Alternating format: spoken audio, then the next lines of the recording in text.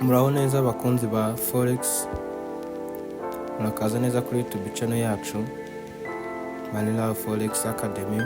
Muri iyi video tugiye gukora top down analysis dukoresheje 2 hours time frame, twifashisha strategy yacu price action. Iyo ushaka gusobanukirwa uko structure ikora no gufata trade zifite high probability nziza, komeza urebe ino video kugeza irangiye. Ntiwibagirwe subscribe, like ndetse share na comment. Reka dutangire dukore analysis tureba market duhereye kuri higher time frame tujya kuri lower time frame kugira ngo tumenye icyerekezo cya market. Mbere y'uko twanareza ino soko, tugiye kubanza kubereka uburyo nafashemo ino trade. Ino trade nifashishije price action. So nahereye muri day time frame. Mbona isoko ryanjye riri bullish, riri kugenda rirecreata ama high ndetse n'ama low, ama high n'ama low. So manuka muri forward time frame.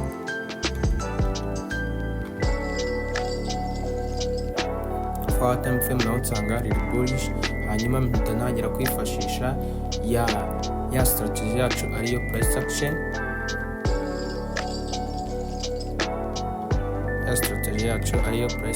action. So hano tuhafite resistance yabaye broken, igaruka hano iyi support yikoresheje, hanyuma isoko naribonye rigeze muri iyi zone ritari ryakora ibi byose mureba hano imbere yanyu kuri screen. Hanyuma hano twari tuhafite resistance igeze hano igaruka na support. Guys, reka mbisibe kugira ngo tubisubiremo tubireba neza, nibyo biri buze gutuma tubyumva.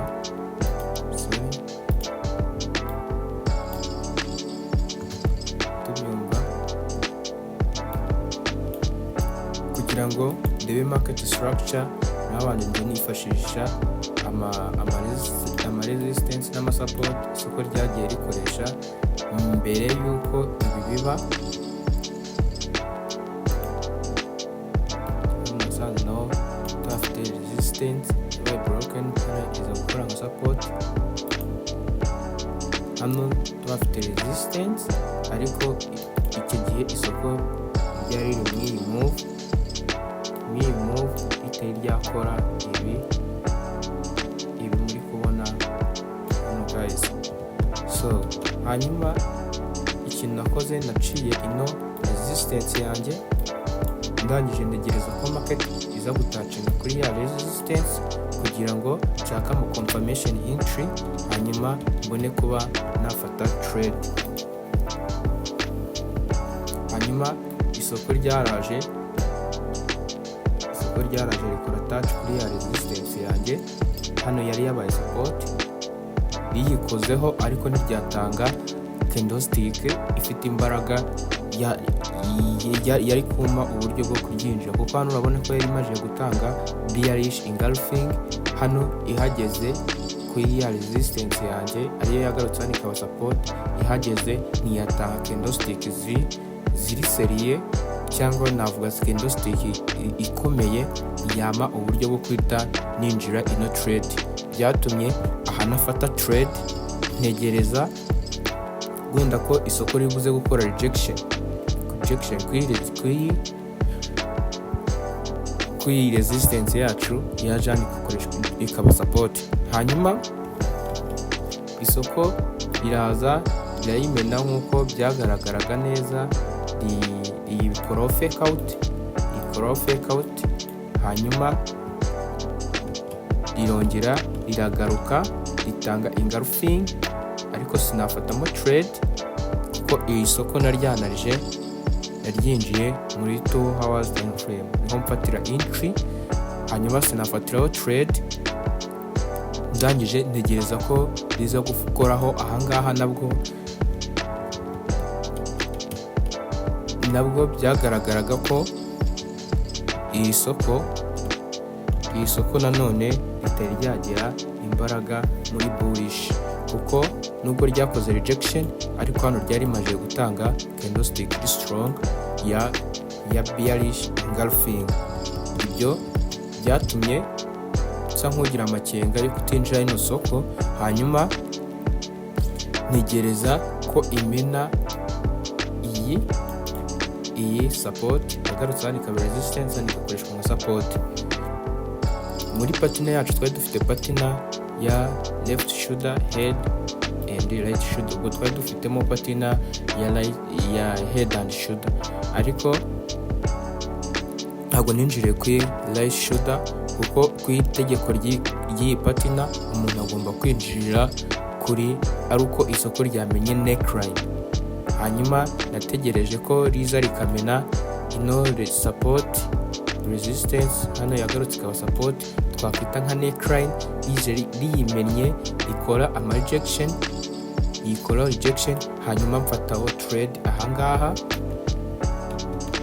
mfatiraho trade kubera ko isoko ryari rimaze kwerekana ko riri kugenda riri create ama structure, ama high high ndetse n'ama high low, high low. Nahise ndifatira kuri high low, nzamukana naryo mfata risk reward ratio 1:5.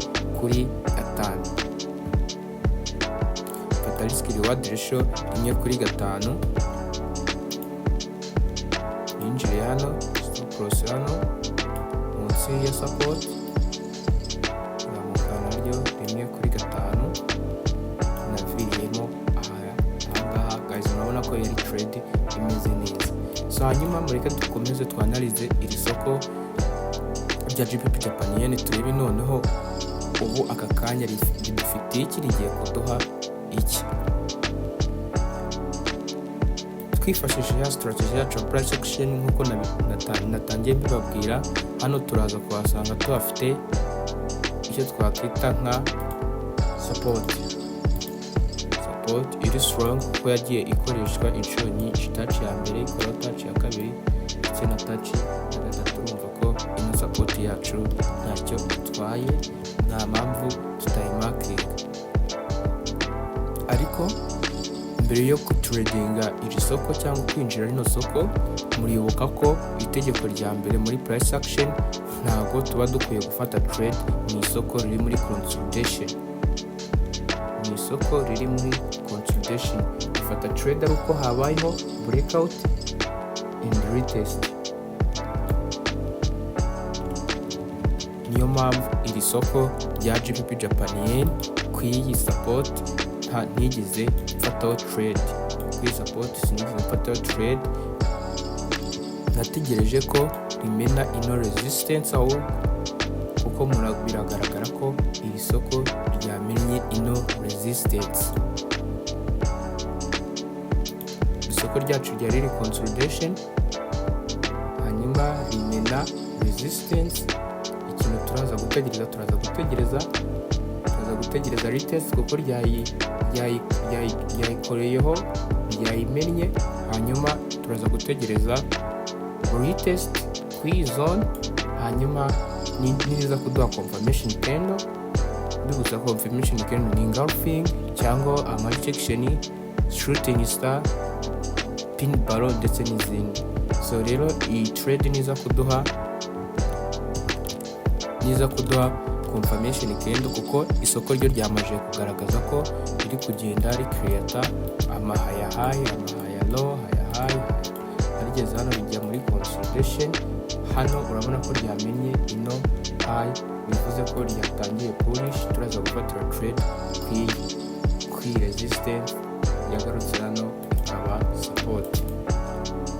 Muri top down analysis yacu uyu munsi kuri GBPJPY niyo nuko dufite ino GBPJPY. Bibutsa ko tugomba gufata risk reward ratio inini ni 1:5 dukurikije uko strategy yacu tuyize, cyangwa uko strategy yacu cyangwa trading plan yawe imeze.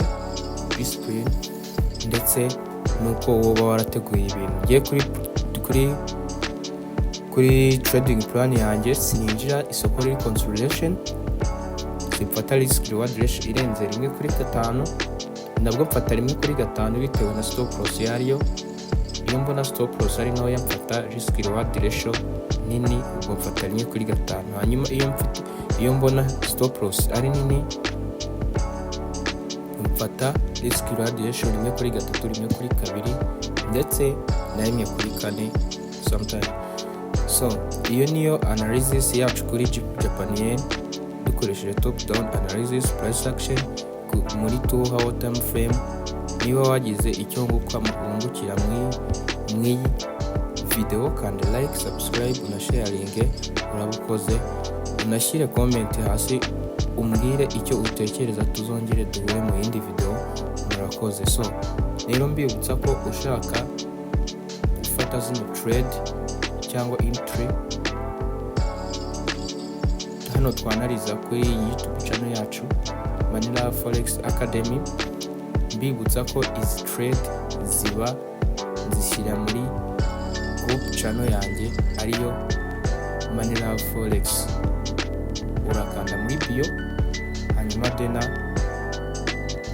winjiremo, tuzajya tunakomezanya kwinjira zino trade, tuzanariza hano live ndetse tunazinjira. Mbibutsa ko tugiye gutangira amasomo meza y'aba beginner step by step kugeza ubaye umutrader uri professionnel. Muri make ugeze aho ushobora kwifatira trade nta bwoba, ufite confidence. So hari ibintu bitari byatungana neza ariko ndi kubikurikirana. So see you guys, murakoze, have a good day.